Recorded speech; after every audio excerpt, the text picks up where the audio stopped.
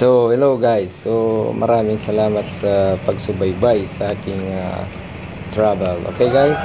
So, gaya ng nasabi ko sa iyo guys, ito na yung ating connecting flight. So, ito guys, nasa aeroplano na tayo at alipad na tayo papunta sa Antigua. Okay guys? So, ang biyaheng ito guys ay aabot ng 3.5 hours from Istanbul to Antigua.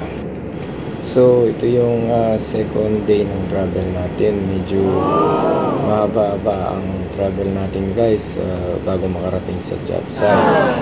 So, ito na nga katulad ng dati. Ito yung sinerve ng airline. So, may juice na sinerve, mayroong tinapay. At yung choices ng main dish ay chicken at saka beef, pero pinili ko yung beef kasi meron siyang rice at tapos meron siyang mixed veggies at saka yung isang chocolate. So ito guys, kain tayo.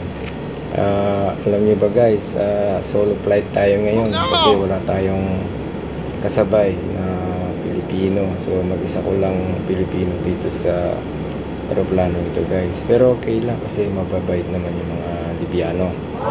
So ito na nga guys, so nag-travel tayo dito. Ito guys, papakita ko sa inyo. Ito yung dadaanan natin. Ito yung Malta. Nasa Mediterranean Sea yan guys. Maliit na bansa yan.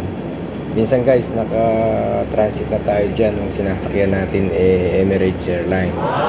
Dyan sila nagta-transit papunta ng Dubai. Okay guys, so itong biyahe ito guys, 3.5 hours.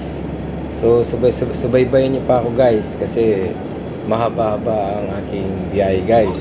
So pagdating sa Antigua ay matutulog pa tayo sa hotel. Ipapakita ko sa inyo yung aking tulugan doon. Okay guys, so maraming salamat sa panonood.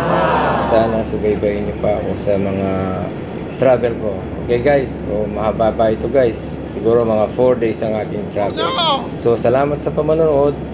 Thank you. Please like and subscribe.